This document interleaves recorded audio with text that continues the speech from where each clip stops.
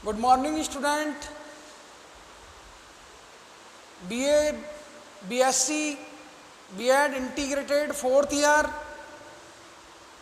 Gender, School and Society.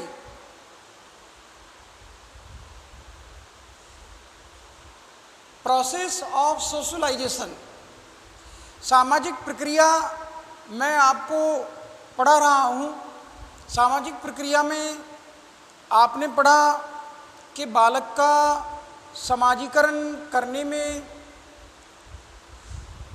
परिवार का, विद्यालय का, समुदाय का, धर्म का, समाज का, राज्य का और जाति का, क्षेत्र का, भाषा का कितना प्रभाव पड़ता है। आज आपके सामने नया टॉपिक है, क्या लिंग के आधार पर भी समाजीकरण की प्रक्रिया प्रभावित होती है। कोई लड़का है, कोई लड़की है, तो क्या इस आधार पर भी समाजीकरण की प्रक्रिया प्रभावित होती है? तो उत्तर है होती है। हाँ, होती है। माना कि प्रश्न आता है आपके लिए, क्या लिंग के आधार पर बालक और बालिकाओं की जो समाजीकरण की प्रक्रिया की जाती है, तो वो क्या लिंग के आधार पर प्रभावित होती है? हाँ, होती है। क्यों? कि हमारा देश पुरुष प्रधान देश है। पुरुष की प्रधानता होने से, पितृसत्तात्मक व्यवस्था होने से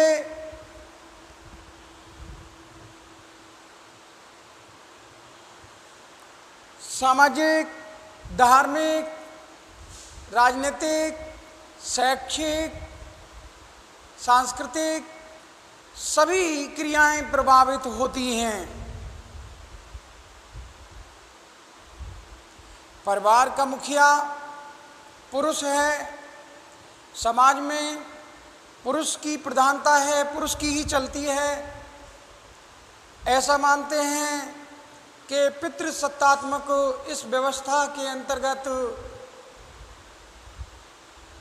लड़के के जन्म पर जश्न मनाया जाना, क्या समाजीकरण की प्रक्रिया प्रभावित नहीं होगी? बेटी के जन्म पर मातम छा जाता है, क्या समाजीकरण की प्रक्रिया प्रभावित नहीं होगी? जिस माँ ने जन्म दिया है वो माँ का चेहरा नीला पड़ जाता है। जिस घर में, जिस परिवार में बेटी का जन्म हो गया है, उसके परिवारीजनों के चेहरे नीले पड़ जाते हैं और माँ का चेहरा पीला पड़ जाता है। सबकी हवाइयाँ उड़ जाती हैं। ऐसे कहते हैं जैसे घर में चोरी हो गई। क्या हुआ है? चोरी हो गई। और हुई कौन है? छोरी हो गई। तो क्या उस बेटी ने जन्म लेकर यहाँ कोई अपराध कर दिया? क्या उसका जन्म पाप है? बेटे के जन्म पर थालियां बजाई जा रही हैं, बेटे के जन्म पर जश्न मनाया जा रहा है, मिठाइयाँ बांटी जा रही हैं, और बेटी के जन्म लेते ही घर में अंधेरा। क्योंकि ऐसी मान्यताएं हैं कि बेटे ने अगर जन्म लिया है तो वो पिता को स्वर्ग में ले जाने वाला सारथी बनेगा, पिता के लिए स्वर्ग में ले जाने का इंतजाम बेटा करेगा। ऐसी मान्यताएं हैं कि अंतिम संस्कार की प्रक्रिया को संपन्न करने का काम करने के लिए एक बेटे का होना अति आवश्यक है। पिता का अंतिम संस्कार करना है तो बेटे के द्वारा ही। माँ बाप 2-3 बेटियां हो जाने पर आखिरी वक्त तक ये प्रयास करते हैं कि बेटा हो जाए, जिससे हमारा ये जन्म सफल हो जाए। श्राद्ध की बात चलती है बेटे के द्वारा। मैं समझता हूं इन तमाम बातों का बालिकाओं के ऊपर, जो वो भी एक सामाजिक लिंग है, वो भी एक जेंडर है, हमारे समाज का हिस्सा है, उनके ऊपर ये प्रभाव पड़ेगा, उनमें हीनता आ जाएगी। आप देखते हैं परिवार की, घर की परवरिश से लेकर और उसकी शिक्षा व्यवस्था तक लड़कियों के साथ में भेदभाव किया जाता है।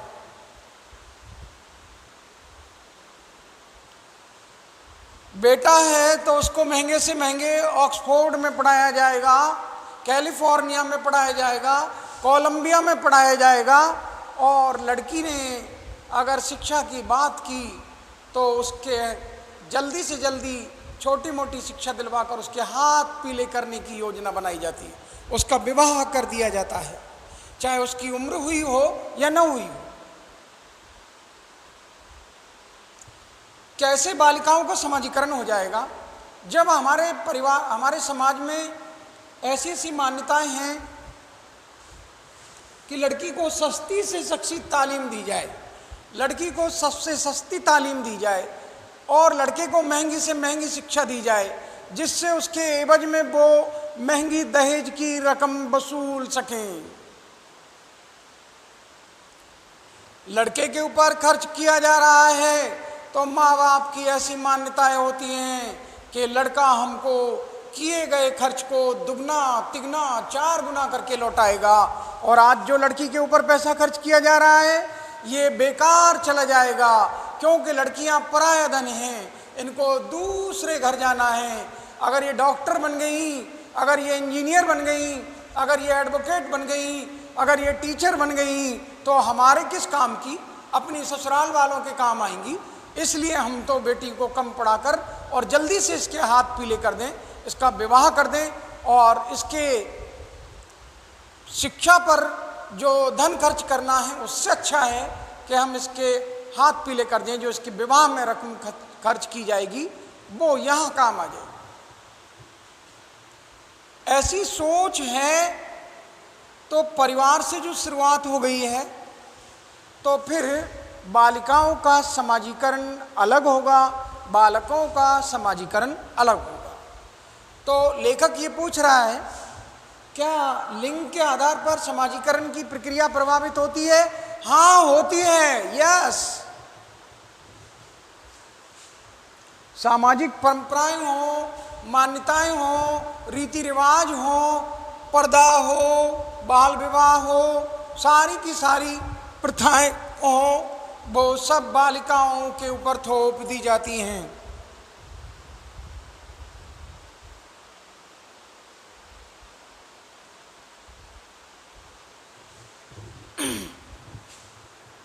धार्मिक, आर्थिक, राजनीतिक, खान-पान, रहन-सहन, वस्त्र, खिलौने, मनोरंजन और पोषण और पारिवारिक उत्तरदायित्व और कार्य का वितरण, मैं एक एक बता देता हूं।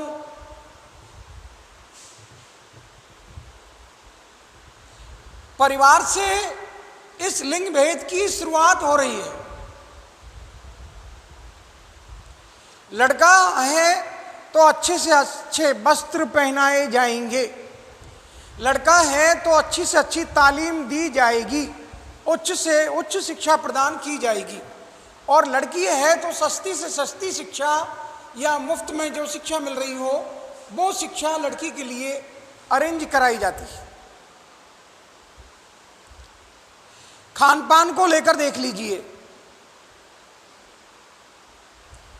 परिवार में भोजन करते समय अगर परिवारीजनों से पहले लड़की ने भोजन कर लिया है तो उसके पीछे पूरा परिवार पड़ जाता है, तेरी हिम्मत कैसे हुई भोजन पहले करने की, ये प्रथा तू कहाँ से लेकर आई? ये तुझे कौन से मास्टर जी ने पाठ पढ़ाया कि लड़कियां भोजन पहले करेंगी?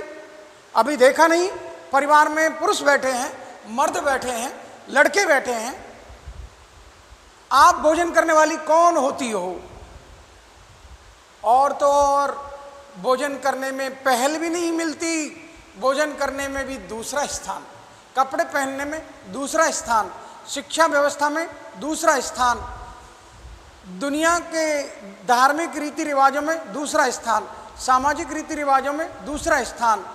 कोई भी संस्कार हो या क्रियाकलाप हो, महिलाओं को दोयम दर्जा दिया गया है। बात चलती है पोषण की। प्रशिक्षणार्थियों, कुदरत का नज़ारा दिखाता हूं। लड़कियों को अच्छा खान पान बहुत कम परिवारों में मिलता है। खुदा की मेहरबानी, उस विधि की, उस विधाता की, उस प्रकृति की मेहरबानी देखिए। लड़का बहन से 2 साल बड़ा है और लड़की भाई से 2 साल छोटी है, लेकिन कुछ ही दिनों का अंतर होता है। वो रूखी सूखी रोटियां खाकर अपने भाई से बड़ी होने के लिए तैयार हो गई, बड़ी हो जाती है। उसको प्रकृति बड़ा कर रही है, कुदरत बड़ा कर रही है। आप देखते हैं माँ बाप जब लड़के और लड़की के इस अंतर को देखते हैं कि ये वृद्धि हो रही है, हमारा बेटा सूखा जा रहा है, हमारा बेटा पनपता नहीं है, हमारा बेटा कुछ खाता नहीं है, और इस लड़की को देखो कैसी पहाड़ जैसी हो गई है, ये कमेंट्स दिए जाते हैं। इसने कितनी जल्दी हमारा लड़का दबा लिया, लड़का से बड़ी हो गई। ये हमारा पारिवारिक, क्या ये लिंग भेद नहीं है? ये लिंग भेद है। लेकिन उचित खान पान का अभाव, उचित वेशभूषा का अभाव, उचित शिक्षा का अभाव, उचित रहन सहन का अभाव, उसकी अभावग्रस्त जिंदगी को लेकर आप कह रहे हैं समाजीकरण प्रभावित होगा। यस, समाजीकरण प्रभावित होगा, अवश्य होगा। समाजीकरण प्रभावित होगा क्योंकि परिवार ने, समाज ने ये लिंग भेद बना रखा है। मैं आपको बता रहा था कि पुरुष की प्रधानता होने से समाज में, कि समाज में पुरुष को प्रधानता प्रदान की गई है। पुरुष परिवार का, समाज का मुखिया बनाया गया है, और उसके मुखिया होने से महिलाओं को जो दर्जा दिया गया है वो दोयम दर्जे का दिया गया, और उनके सेकंड क्लास के होने से, दोयम दर्जे के प्राप्त होने से महिलाओं के साथ में ये भेदभाव किया जा रहा है। उनकी आर्थिक स्थिति को लेकर बात करते हैं तो वो पिता के आगे हाथ फैलाती है, बड़ी हो जाती हैं, विवाह हो जाता है तो पति के आगे हाथ फैलाती हैं।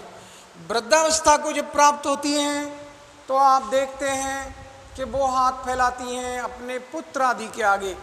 उनकी आर्थिक स्थिति को चकनाचूर कर दिया,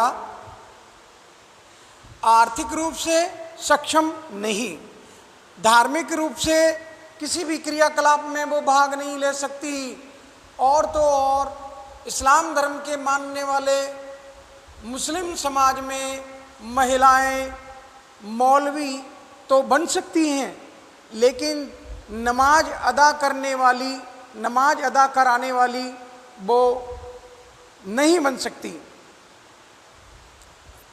वो मस्जिद में जाकर नमाज अदा नहीं करा सकती, इमाम नहीं बन सकती।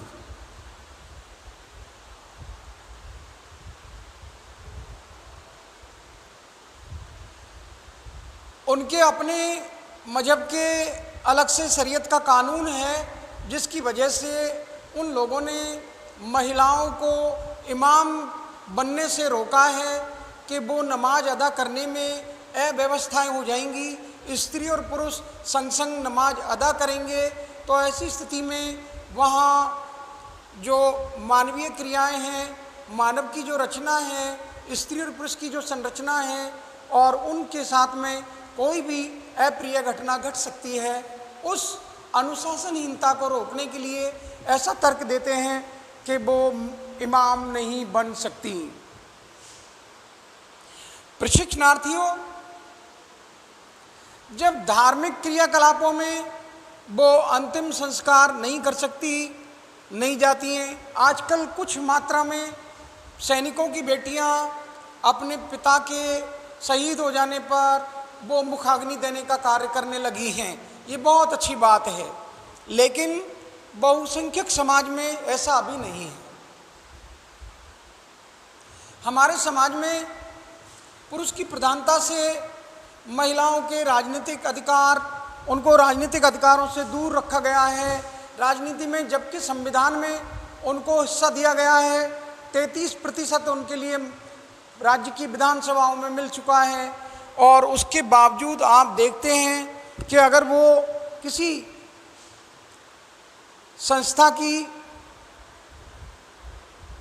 संस्था प्रमुख बन भी गई हैं, चाहे वो पंचायत समिति की बनी हो, ग्राम पंचायत की बनी हो, जिला परिषद की बनी हो, या नगर पालिका की, नगर निगम की, नगर परिषद की मेयर बन जाएं, चाहे वो बड़े से बड़े पद को हासिल कर लें, लेकिन उसके तमाम राजनीतिक अधिकारों का उपभोग पुरुष वर्ग के द्वारा किया जाता है।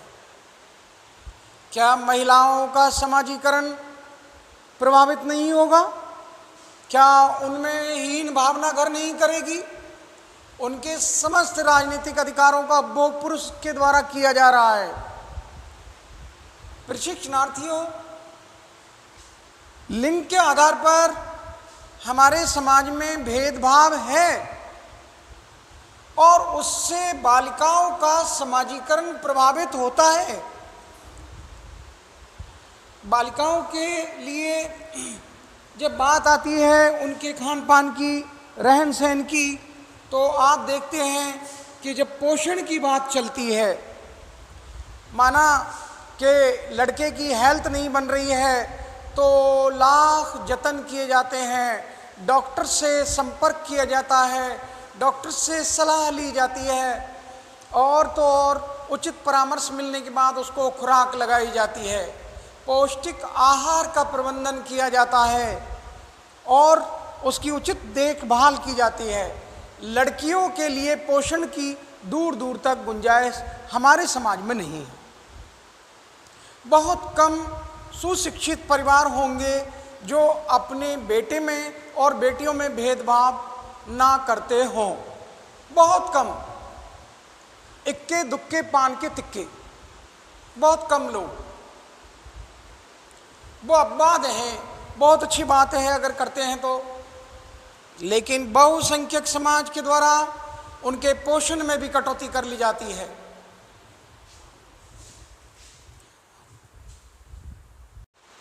प्रशिक्षणार्थियों, उनके पोषण में कटौती कर ली जाती है। जैसा कि मैं आपको पढ़ा रहा था कि खान पान में भी उनको दूसरा ही दर्जा दिया गया है। वो जब खान पान अगर परिवार में पहले कर लेती हैं तो उन पर प्रश्न चिन्ह खड़ा कर दिया जाता है। वो भोजन करेंगी तो घर के मर्दों के, पुरुष के, लड़कों के भोजन करने के उपरांत ही वो भोजन करेंगे। क्या ऐसी बातों से, ऐसी विचारधारा से महिलाओं के, बालिकाओं के समाजीकरण की प्रक्रिया प्रभावित नहीं होगी? होगी। वस्त्र की बात चलती है तो लड़के के लिए बेहतरीन से बेहतरीन वस्त्र पहनाए जाते हैं, और लड़कियों को अपनी माँ के वस्त्र, बड़ी बहन के वस्त्र, और परिवार में अगर बुआ जी साथ रहती हैं तो उनके वस्त्र पहना दिए जाते थे। आजकल नहीं पहनती हैं तो उनको सस्ते से सस्ते वस्त्र पहनाए जाते हैं। शिक्षा सस्ती, खान पान सस्ता, वस्त्र आदि सस्ते, उनको सारे काम सस्ते सौंपे जाते हैं। पारिवारिक उत्तरदायित्व की बात आती है तो लड़कियों के लिए पारिवारिक उत्तरदायित्व अधिक से अधिक मात्रा में सौंपे जाते हैं। लड़कों के लिए पारिवारिक उत्तरदायित्व जैसे कि उसके लिए कोई है ही नहीं। वो घर से कब जाएगा कोई नहीं पूछता, वो घर लौटकर कब आएगा कोई नहीं पूछता। तो क्या ये छोटी छोटी बातें बालिका के लिए उसके अंतर्मन में हीनता का भाव नहीं लाएंगी, लाएंगी। ये छोटी छोटी बातें जरूर हैं, लेकिन उस बालिका के समाजीकरण को प्रभावित कर रही हैं। ये हमको सोचना है। प्रशिक्षणार्थियों, कार्य के वितरण की बात चलती है। आप देखते हैं कि कार्य का जब वितरण किया जाता है तो लड़के के लिए कम काम और लड़कियों के लिए अधिक काम सौंपा जाता है। पूरे परिवार की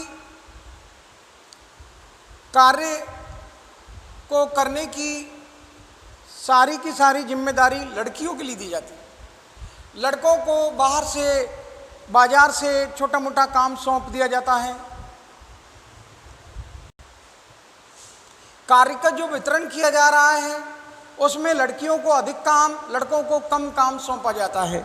लड़के बाजार आदि से बस थोड़ा बाजार का काम कर सकते हैं, बाजार से सब्जियां वगैरह लाने का कार्य या घर गृहस्थी कुछ कार्य को करेंगे। लड़कियां पूरे परिवार की जिम्मेदारी संभालती हैं।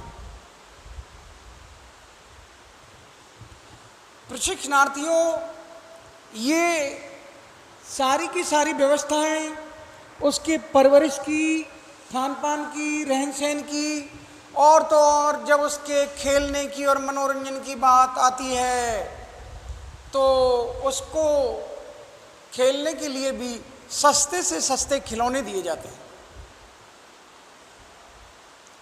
और तो और उसको वो खिलौने दिए जाते हैं जो भाई ने यूज करने के बाद फेंक दिए हैं। क्या बालिकाओं की समाजीकरण प्रक्रिया प्रभावित नहीं होगी? मैं आपको जानकारी दे दूं, ऐसी परवरिश से उसके जहन पर, मनोमस्तिष्क पर, उसकी अंतरात्मा में ग्रंथियां पड़ जाती हैं कि हे भगवान, आपने इस जन्म में तो हमको लड़कियां बना दिया, अगले जन्म में हमको लड़की मत बनाना। वो यही दुआएं करेंगी, निश्चित रूप से करेंगी, क्योंकि हमारा समाज प्राचीन काल से उनके साथ ये भेदभाव करता आ रहा है। ये हमारी नस्लों में है कि बहन को हम घर के दरवाजे पर खड़ा नहीं देख सकता छोटा भाई, वो उसको टोक देगा, डांट देगा, ये कहेगा लाली आप यहाँ क्यों खड़ी हो, जीदी आप यहाँ क्यों खड़ी हो, चलो अंदर। बताइए, छोटा है लेकिन बड़ी बहन को डांट रहा है, टोक रहा है, रोक रहा है। प्रशिक्षणार्थियों, मैं आपको आए दिन चर्चाएं करता हूं कि ये हमारे समाज में भेदभाव है, उसको मनोरंजन के साधन बहुत कम मात्रा में उपलब्ध हैं। वो तेज आवाज में बोल नहीं सकती। लड़का चाहे कैसी भी आवाज हो, बेसुरी खूब गाएगा, तेज आवाज में गा सकता, तेज आवाज में बोल सकता है। लड़की का सुर अच्छा है, छोटी लता मंगेशकर जी जैसी गायिका है, उसके बावजूद उसको गाने की आजादी नहीं है, वो गा नहीं सकती। ऊंचे सुर में नहीं बोल सकती, तेज आवाज में नहीं बोल सकती, गा नहीं सकती। खुले में अगर उसका नृत्य करने का मन कर रहा है तो वो नृत्य नहीं कर सकती। और उसी परिवार का लड़का चौराहों पर बेगानी शादी में अब्दुल्ला दीवाना डांस कर रहा होता है।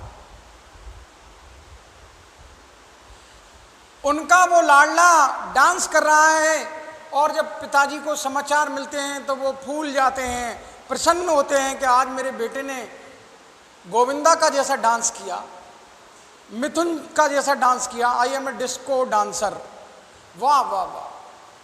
और बेटी ने अगर ऐसे कहीं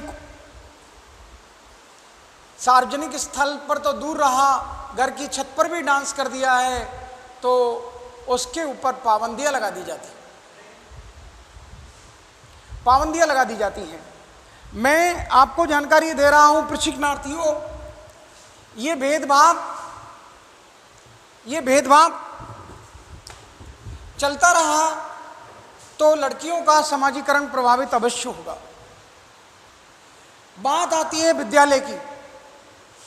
विद्यालयों में पढ़ाने वाले शिक्षक, विद्यालयों में पढ़ाने वाली शिक्षिकाएं, वो भी तो हमारे ही समाज से आ रही हैं, हमारे पड़ोस में ही रहती हैं, वो भी तो हमारे ही परिवार का हिस्सा हैं, हमारे ही अपने समाज से हैं, हमारे ही समुदाय की हैं। तो क्या वो कुछ नया लेकर आएंगी? No no no no. वो ही जज्बात, वो ही ख्यालात, वो ही विचार, वो ही सौगातें लेकर आए हैं, तो वो ही प्रभावित करते हैं, वो ही भेदभाव होता है। कैसे होता है मैं बताता हूँ। ऐसे होता है, विद्यालय में आप देखते हैं पाठ्यक्रम सहगामी क्रियाओं का जब आयोजन होता है, एक तो पाठ्यक्रम की क्रियाएं जिसमें पाठ पढ़ाया जाता है, लिखना सिखाया जाता है, पढ़ना सिखाया जाता है। ये जो आप लिखना, पढ़ना, हिसाब करना आदि, सुनना वगैरह वगैरह, ये सब कुछ पाठों के अंतर्गत आता है, जो प्रयोग करके दिखाए जाते हैं। ये पाठ्यक्रम की क्रियाएं हैं। और पाठ्यक्रम के साथ साथ पाठ्यक्रम सहगामी क्रियाएं।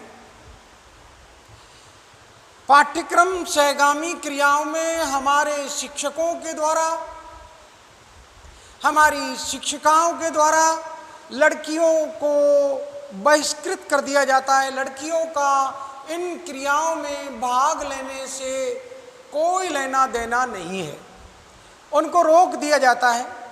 सारे पाठ्यक्रम सहगामी क्रियाओं में अधिक से अधिक मात्रा में लड़कों को प्रोत्साहित किया जाता है भाग लेने के लिए, चाहे वो खेल कूद का आयोजन हो, गीत संगीत का आयोजन हो, या किसी टूर पर जाना हो, शैक्षिक भ्रमण हो, कुछ भी हो, कार्य अनुभव हो, उन समस्त क्रियाओं में आप देखते हैं बढ़ चढ़कर भाग दिया जाता है लड़कों को।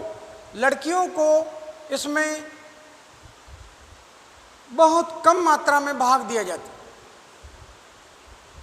ना उनको कोई प्रोत्साहित करता है भाग लेने के लिए, और वो देखती हैं कि उनसे बड़ी बहनों को भी कभी सामूहिक क्रियाओं में, ये इन पाठ्यक्रम क्रियाओं में भाग लेने के लिए किसी ने प्रोत्साहित नहीं किया, तो छोटी कक्षाओं की बालिकाएं भी उसी पाठ को पढ़ लेती हैं कि जब हमारी बहनों ने नहीं लिया तो हम भाग क्यों लें।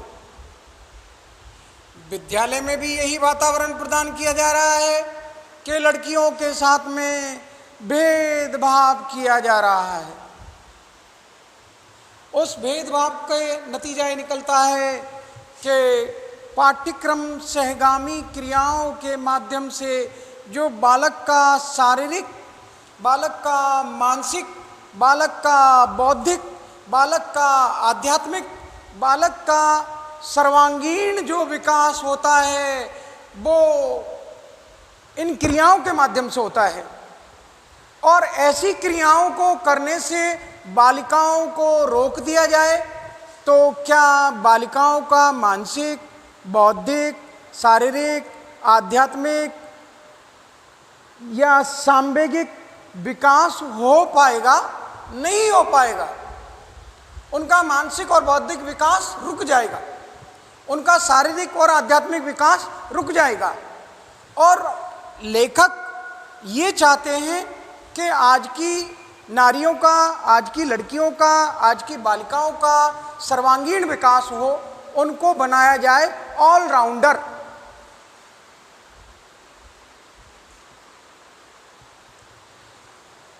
तो बालिकाओं की लिंग के आधार पर समाजीकरण की प्रक्रिया प्रभावित होगी।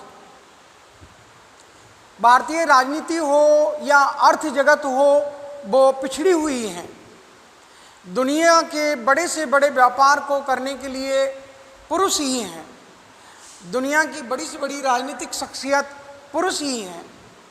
महिलाओं को लोगों से मिलने जुलने की मनाही, महिलाओं को अपनी अभिव्यक्ति की आज़ादी नहीं है, महिलाओं को कोई भी पारिवारिक निर्णय, सामाजिक निर्णय, धार्मिक निर्णय, राजनीतिक निर्णय, शैक्षिक निर्णय और तो और उनको अपने विवाह जिसके साथ में लंबे जीवन तक रहना है, उसको ये निर्णय भी समाज के द्वारा नहीं दिया गया कि वो जिस अजनबी से विवाह करने के लिए जा रही है, जिसको वो जानती भी नहीं और अपने पिता की, अपने परिवार की आज्ञा का पालन करने के लिए वो अजनबी के साथ जिंदगी गुजारने को मजबूर कर दी जाती है।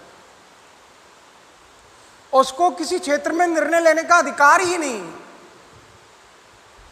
जब उसको इतने निर्णय लेने का अधिकार नहीं, अभिव्यक्ति की आज़ादी नहीं, उसके लिए किसी से मिलने जुलने की मनाही, तो आप सोच सकते हैं क्या उसकी समाजीकरण की प्रक्रिया प्रभावित नहीं होगी?